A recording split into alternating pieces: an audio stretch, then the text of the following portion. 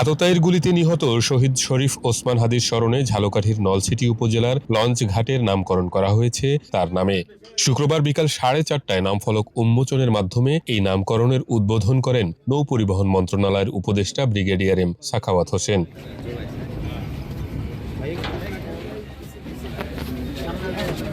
উদ্বোধনী অনুষ্ঠানে উপস্থিত ছিলেন ঝালকাঠির জেলা প্রশাসক মোহাম্মদ মমিন উদ্দিন, পুলিশ সুপার মিজানুর রহমান, শহীদ ওসমান হাদির বোন মাসুমা, ভগ্নিপতি আমির হোসেন সহ সরকারের বিভিন্ন দপ্তরের ঊর্ধ্বতন কর্মকর্তারা। এক্সট্রিম মশার কয়েল প্ল্যান্ট ফাইবার দিয়ে তৈরি, ডেঙ্গু, চিকুনগুনিয়া বাহি সহ যে কোনো মশার বিরুদ্ধে দেয় এক্সট্রিম সুরক্ষা। উদ্বোধন শেষে নৌ পরিবহন উপদেষ্টা ব্রিগেডিয়ার এম সাখাওয়াত হোসেন বলেন, শহীদ ওসমান হাদির স্মরণে তার নিজ উপজেলার গুরুত্বপূর্ণ এই লঞ্চঘাটের নামকরণ করা হয়েছে। তিনি বলেন, ওসমান হাদি ছিলেন একজন বিপ্লবী, আর বিপ্লবীদের কখনো মৃত্যু হয় না। এখন বাংলাদেশের বাইরে চলে গেছে, শুধু বাংলাদেশের সন্তান হিসেবে না, এখন বিশ্বের বিভিন্ন জায়গাতেই তার নামটা চলে গেছে এবং এই নাম অক্ষয় থাকবে। যতদিন এই দেশ থাকে, যতদিন আন্দোলনের ইতিহাস থাকে, যতদিন একটা পরিষ্কার পলিটিক্সের আশা থাকে।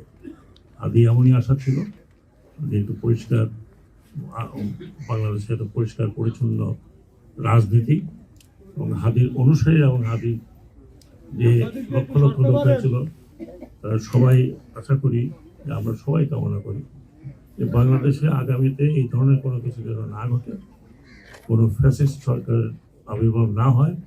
যারা আসবে তারা শিক্ষা গ্রহণ করবে, জনগণের জন্য কাজ করবে এবং সততার সাথে কাজ করবে, এটা আমরা আশা করি। কারণ এটা যদি না হয় তাহলে শহীদ হাদি এবং আরও যারা জুলাই যোদ্ধা যারা শহীদ হয়েছেন তাদের আত্মা আমাদেরকে মাফ করবে না কখনোই, এবং এর থেকে পঙ্কিল অবস্থায় পড়তে হবে তারা তাদের এই রক্তের সাথে বেইমানি করবে তারা।